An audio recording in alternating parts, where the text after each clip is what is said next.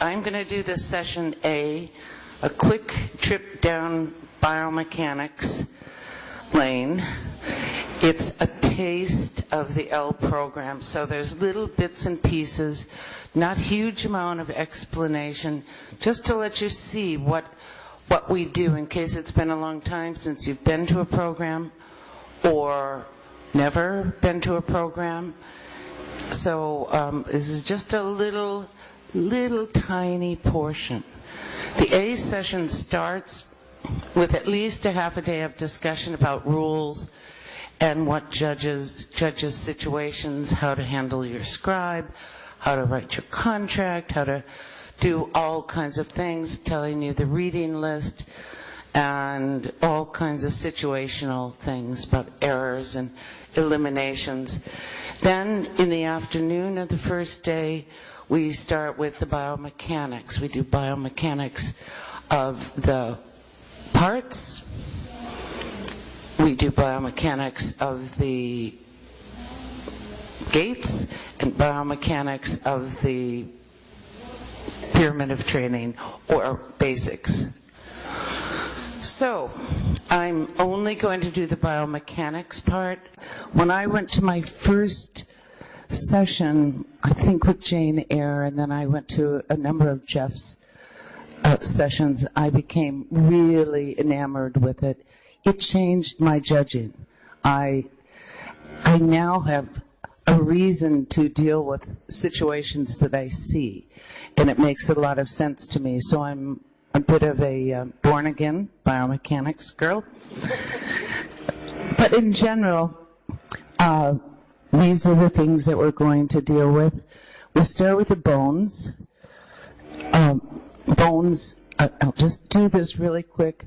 Bones are what keep the horse from falling into and being a puddle of skin and fat and muscle. Bones keep the horse standing up. Bones actually move the horse around. Bones support the organs inside the horse. Bones are determined by genetics. Ligaments hold the bones together at joints. These also cannot change. When we deal with biomechanics in our judging, we try to use vocabulary that's mechanically correct. The tendons hook the muscle to the bones. They also are a certain length from the beginning. They don't get longer. They may atrophy a little bit. They may harden. They may break, but they can't change. They're born with a certain length, just like you. The muscles are the important thing, and I'll just dwell on this for a moment. It's the only thing we can change in a horse. It's the only thing with good nutrition. Good nutrition and correct work can change the way the muscles are developed. And this is what our dressage training or whatever training we decide to do is all about.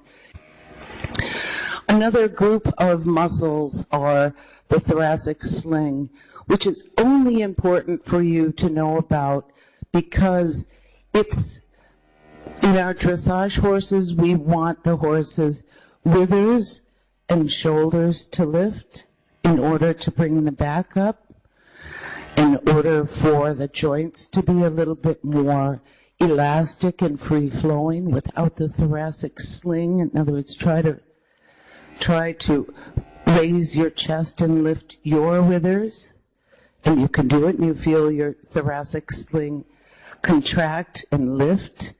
It's an important thing to happen in a horse working in what we ask the horse to do in dressage. Then in the program we talk about the parts of the horse. We talk about the front legs, the hind legs, the middle, and the neck. Very important. Okay. Front legs, this is an expression of what they do. They can push off the ground, and they can absorb concussion. Pretty important, pretty tough on those tendons, ligaments, bones. don't you think? This is hind legs. Now I want you to watch the parallelism of the hind leg versus the front leg. This is something that we look for when we're dealing with how well the horse is going to be able to engage, how well it's moving. It's one of the things we look for. As opposed to the lack of parallelism in this. So the second horse is not going to cover as much ground. We talk about the hollow and rounded. Now we're talking about the back and how it affects the way the horse goes. When the back is down, as in the blotted out rider, it's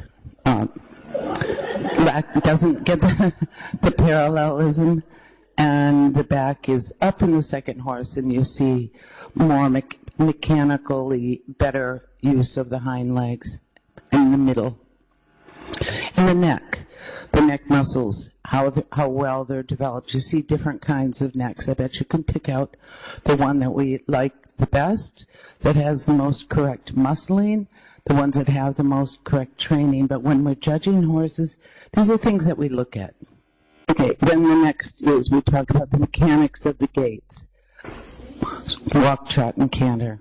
And we only deal in the L program with training through second level. We look for the correctness in the rhythm of the walk. We look for the evenness of the footfalls.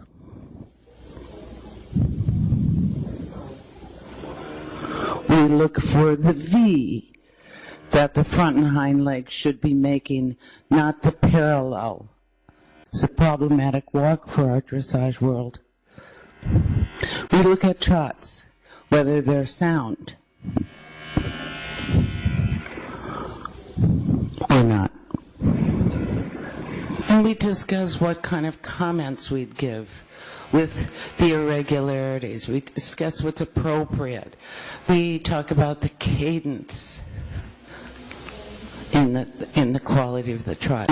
Then we talk about the canter. Again, we want clear rhythm, and we want the gait to have a period of suspension. So, and we tell them about appropriate comments. We teach the future judges to be able to use words to express our appreciation for such wonderful gaits, and give them the courage to give the scores that are appropriate for the wonderful gaits. But we do a lot of discussion about bend, because that's a comment you get a lot on your tests. Needs more bend.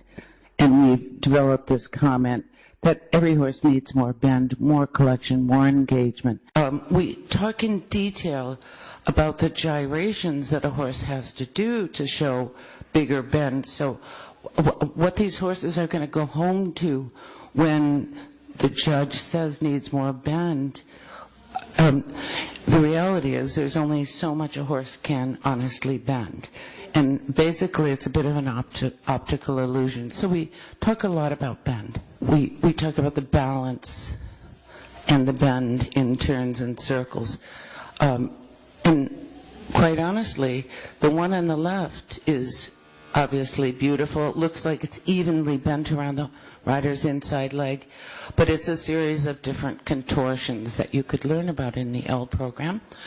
We talk about connection and contact, and on the bit or not on the bit. We talk at great length about contact. It's very important to the muscle, the horse's brain, the comfort for the rider and the horse's future soundness. And so it's very, very important. We talk about impulsion and what impulsion is or isn't. There are a lot of words that are very confusing: impulsion, engagement, tempo, speed, miles per hour. These are very, very confusing. And we discuss the balance that it needs to be able to come down onto the forehand, push off the front legs, lift the front end off the ground so the back end can better engage. But straightness is very important, and we also discuss, which comes first, impulsion or straightness. Can you have straightness without impulsion? Or can you have impulsion without straightness? It really doesn't matter. We discuss how all of these rungs of the pyramid, or whatever levels of the pyramid, interact. But straightness is a huge thing, and it's not just a straight line, but it's what happens in a crooked horse.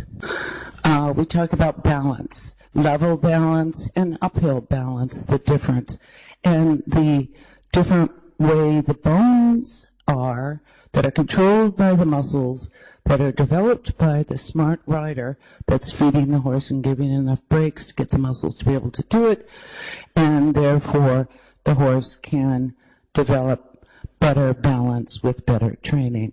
Some horses, their bones are put together in a certain way and are genetically more prepared to do some of these things. So, and we talk about collection is not just shorter strides. We talk about the nuchal ligament that helps the top line be able to raise and help the thoracic sling be more engaged and up so that the horse can spend time in the air. So that's just a quick taste of a big program, which is part A in the L education program. Next is Marilyn Heath with a taste of part B.